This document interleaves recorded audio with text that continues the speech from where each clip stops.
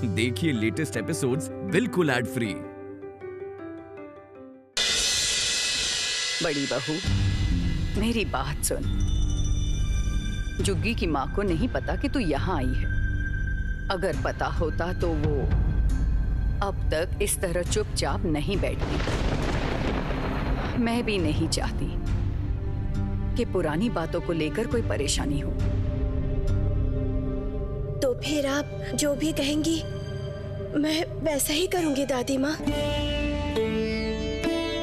तू पूजा घर में भगवान की सेवा कर, घर के बाहर मत निकलना।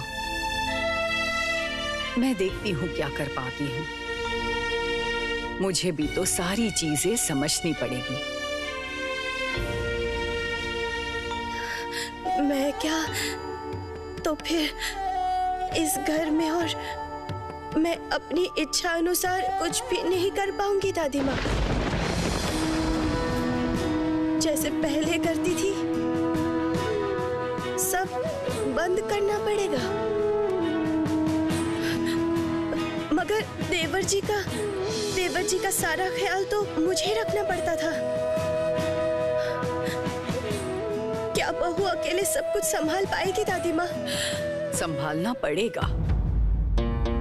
इस घर में इतने सारे नौकर चाकर हैं, सब उसकी मदद करेंगे। उसे संभालना पड़ेगा। और छोटे देवर जी मेरे हाथों से इस्त्री किए हुए कपड़े पहनते थे। उनके लिए तो मैं हमेशा खाना बनाया करती थी और वो शौक से खाते थे। उनके दोनों पैरों के जूते मैं अपने हाथ से साफ करती थी। सब बंद हो जाएगा दादी माँ, सब बंद हो जाएगा। आखिरकार इस घर में मेरे पैरों पे भी बेड़ियां लग गई। और कर भी क्या सकती हूँ। इस संसार में विधवाओं को हर दोष मान लेना पड़ता है। हम कुछ नहीं कर सकते। मगर हाँ, एक दिन जरूर आएगा कोई ना कोई जो विधवाओं का हर दुख मिटाएगा। और ये समाज चलाने वाले उस वक्त कुछ भी नहीं कर पाएंगे। मैं तो रहूंगी नहीं, तू रहेगी। उस शुभ दिन का इंतजार कर। दादी माँ, आप मेरा विश्वास कीजिए, मैंने कुछ भी नहीं किया। अभय देवर जी ने। मुझे पता है, मैं बहुत अच्छे से जानती हूँ कि तूने कुछ भी नहीं किया है, कुछ भी नहीं। लेकिन ये समाज विधवाओं को दोषी मानता है, इसीलिए मैं भी तो चुप थी, कुछ नहीं बोल पाई। देखती हूँ मैं तेरे लिए क्या कर सकती हूँ। तू भगवान की सेवा करने में मन लगा। सही समय आने पर मैं तुझे बुलाऊंगी, ठीक हो जाएगा। देखती हूँ कि वहां क्या हो रहा है, देख कर आती हूँ। तू सेवा में मन लगा।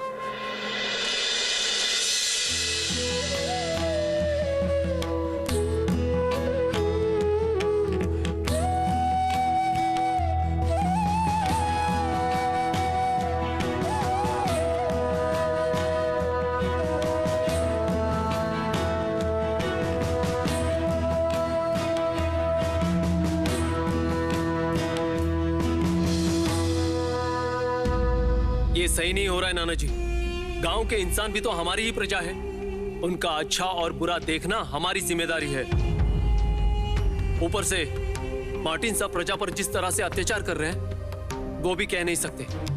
हालांकि कंपनी के नए नियम के मुताबिक जरूरत थी प्रजा की सुविधा के बारे में सोचने की। राजचंद्र, हम लोग व्यापारी हैं और मार्टिन साहब हमारे सहयोगी हैं।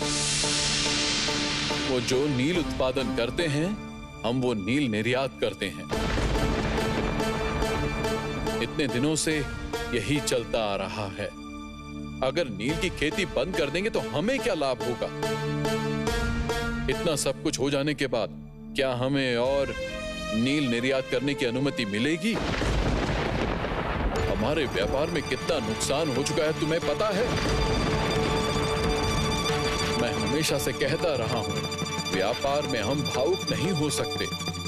अरे हर गांव में तो नील की खेती हो रही है, अचानक हमारे गांव में ऐसा क्या हो गया कि तुम्हें इन सब में आना पड़ा? यहां तक कि छोटी बहू को भी इसमें आना पड़ा। तुम प्रगतिशील काला पहाड़ राम मोहन राय के साथी हो, मुझे सब पता है। और तुम ये कैसे भूल सकते हो कि तुम दास वंश का खून हो? मैं ये कहने को मजबूर हूं चंदर, मैं तुम्हारे अंदर एक अच्छे व्यापारी को देख रहा था, लेकिन देखने से क्या होता है? तुमने तो व्यापार में नुकसान किया है। माफ करना पिताजी, मैं सोचता हूं व्यापार में मुनाफा कमाना मतलब प्रजा का नुकसान करना नहीं है।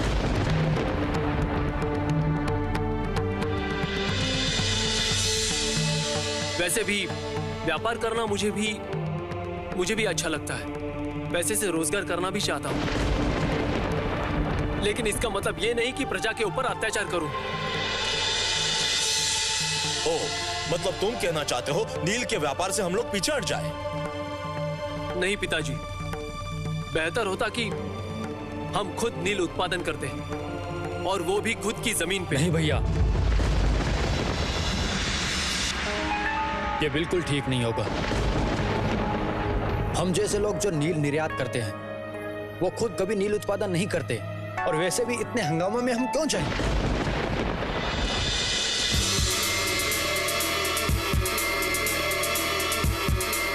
वैसे तुम्हें देखकर अच्छा लग रहा है भाई।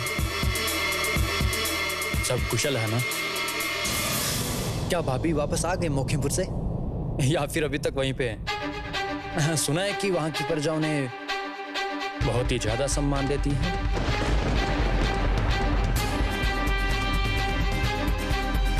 तुम्हारी भाभी हमेशा अन्याय के विरुद्ध खड़ी रहती हैं, तो प्रजा उसका सम्मान करेंगे ही ना।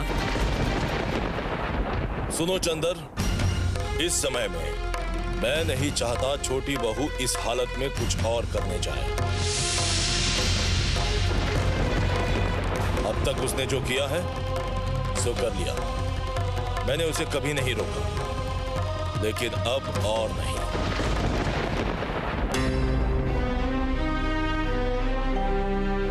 याद रखना, इस घर का वंश आ रहा है। जो आ रहा है वो इस दास वंश का भविष्य है। इसीलिए मैं चाहता हूं कि बहू अब से आगे पूरी तरह से अपना ख्याल रखे।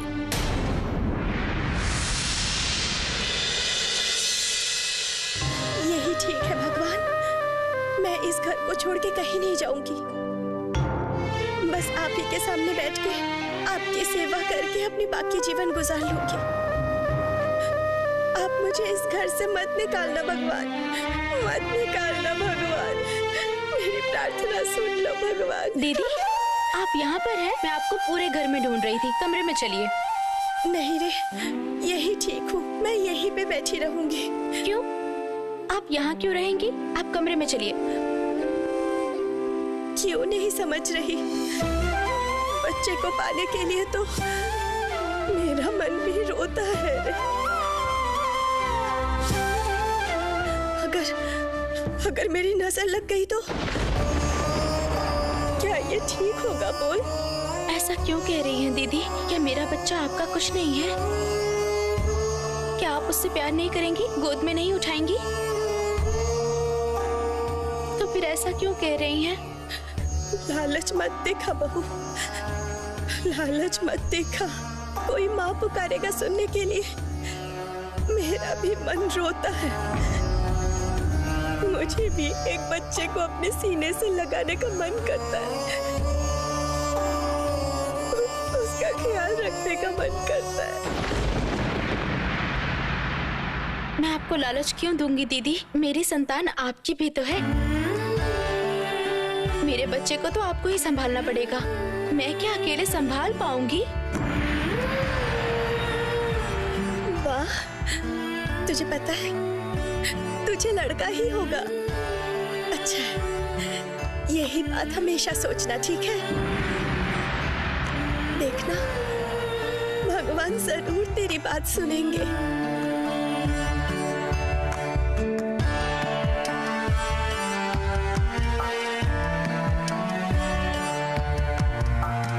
लेकिन दीदी, आप इस तरीके से खुद को बंद नहीं रख सकती हैं। आपको मेरे साथ रहना होगा, मेरे बेटे का ख्याल रखना होगा।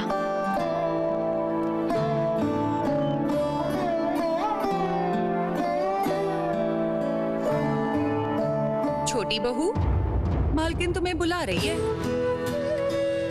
जा छोटी बहू जा, यहाँ ज्यादा देर बैठी मत रह। जाके देख माँ क्यों बुला रही है। जा।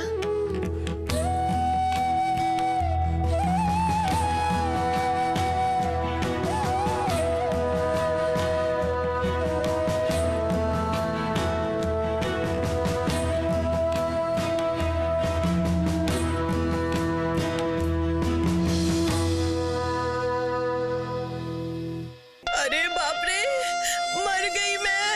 बाप रे, सर में बहुत दर्द हो रहा है। अगर इतनी तकलीफ हो रही है तो मैं जाकर वैद्य को बुला लाता हूँ।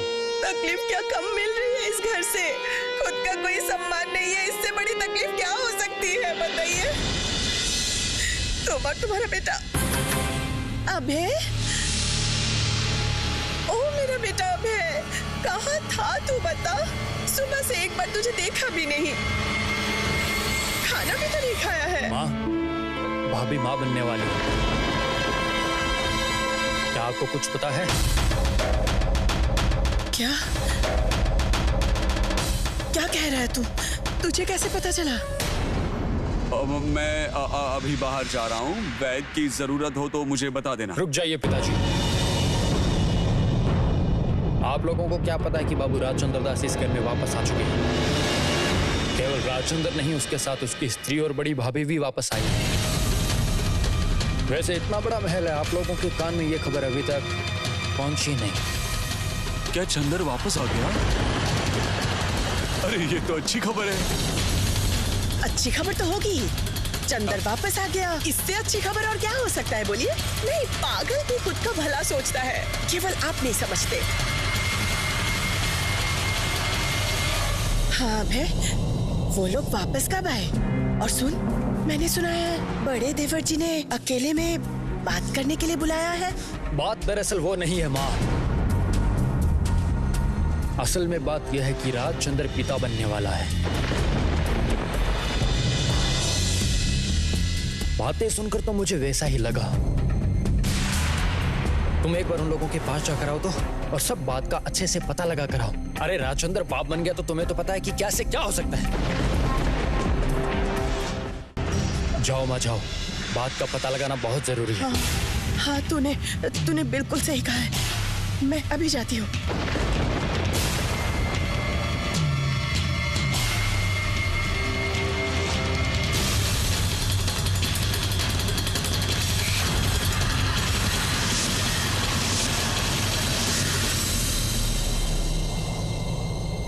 सुनो छोटी बहू, कुछ बातें ध्यान में रखना। पहली बार माँ बनने वाली हो ना, ऐसे वक्त पर कभी कभार तबीयत खराब होगी। डरना मत तुम, ऐसा कुछ हुआ तो हमसे छुपाना मत। हाँ सुनो बेटी, इस वक्त ज्यादा भारी सामान मत उठाना, ठीक है? हाँ, कभी कभी बदन में भी बहुत दर्द होगा, लेकिन उसके लिए हमेशा सोती मत रहना। थोड़ा काम करना, नहीं तो जन्म देते वक्त बहुत तकलीफ होगी। और रोज रोज भगवान की पूजा कर। सुबाला,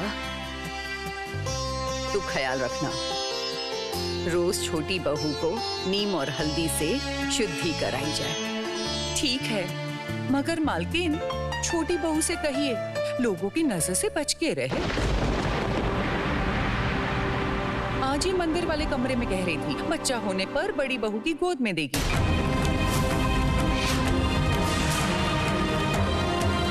असल में छोटी बहू तो साफ मन की है, इसलिए नहीं समझती। ये क्या छोटी बहू, सुबाला जो कह रही है वो सच है? अच्छा, तुम्हें इतना महान बनने के लिए किसने कहा है बताओ? अरे बड़ी बहू विधवा है, उसके मन में ये सब बातें क्यों ला रही हो बताओ? अरे तुम्हें तो नजर लग जाएगी। अरे हो चुकी, कल ही इस बहू की नजर उतार, नजर उतार। अरे ये सब क्या हो रहा है? मैंने इसीलिए कहा था उस औरत को इस घर से निकाल फेंक दे ना। उस विधवा के लिए तो सबका मन रो उठता है। अच्छा दीदी, बुरा मत मानना, बड़ी बहू वापस आ गई क्या? लेकिन वो कैसे वापस आ सकती है? बड़े भैया ने खुद मुझसे वादा किया था मेरे अभय को कोई नुकसान नहीं होगा। फिर भी अभय को नुकसान कहाँ पहुँचा है? ये प्रश्न तुम्हारे मन में क्यों आया है? बड़ी बहू सिर्फ पूजा घर और छोटी बहू के कमरे के अलावा कहीं नहीं जाएगी। लेकिन बड़ी माँ, आप क्यों नहीं समझ रही हैं? एक बार मेरे बेटे के साथ ऐसी एक घटना घट चुकी है। उसके बाद भी एक घर में एक ही छत के नीचे वो लोग एक साथ कैसे रह पाएंगे? छोटी माँ, देवर जी पर मैंने हाथ उठाया था। सजा मिलनी चाहिए मुझे, दीदी की कोई गलती नहीं है। तो फिर बार बार उन पर सवाल क्यों उठाए जा रहे हैं? ये परिवार क्या दीदी का नहीं है?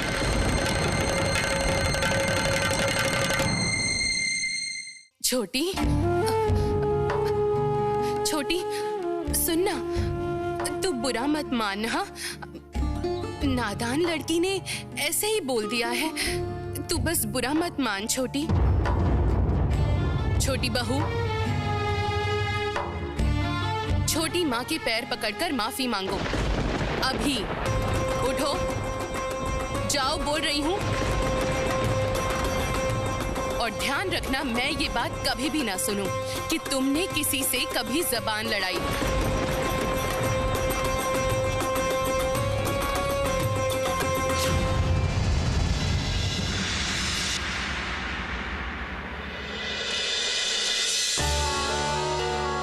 मुझे माफ कर दीजिए छोटी माँ, मैंने गलती की है।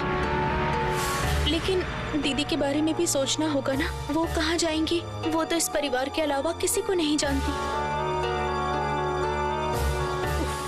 कौन कहाँ जाएगा, कहाँ रहेगा, ये तुम तय करोगी क्या? इस परिवार के बड़े मर चुके हैं क्या? अभी उठो, बोल रही हूँ, उठो। ओ बड़ी भाभी, छोटी बहू को खुशखबरी तो दो। चंदर बाप बनने वाला है, इसीलिए ये लोग वापस आए हैं। और बड़ी बहू को चंदर माँ की नजरों से देखता है, इसलिए उसे वो साथ लेकर आया। छोटी बहू, तू अपने कमरे में जा, जा।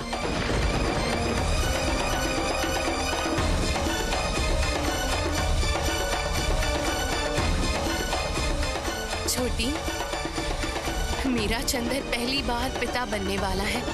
ये बात सुनकर तू खुश नहीं है क्या?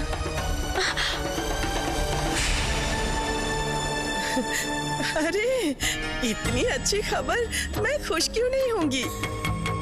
लेकिन दीदी, बुरा मत मानना, जितनी बार मैं बड़ी बहू के बारे में सोचती हूँ, मेरा दिल उतना ही ज्यादा घबरा रहा है। आग और घी कितनी देर तक एक साथ रह सकते हैं, आप ही बताइए। और कर भी क्या सकती है छोटी बहू? हाँ, चंदर अगर ऐसे बेवकूफों जैसी हरकतें करते रहेगा तो। छोटी बहू, अभय की पत्नी को मायके में क्यों रखा है? ले आओ उसे। सही कहा है चाची माँ ने तो। अभय की बहू के पिताजी की शर्त थी कि उनकी लड़की 13 साल की होने पर उसे ससुराल भेज देंगे। वो लड़की तो इसी साल 13 साल की हो चुकी है ना छोटी? मैंने सही कहा ना? मैं उनसे कहती हूँ कि अभय की बहू को धूमधाम के साथ इस घर पर वापस लाने की तैयारी करें, ठीक है? देवर जी की पत्नी इस घर में आ रही है?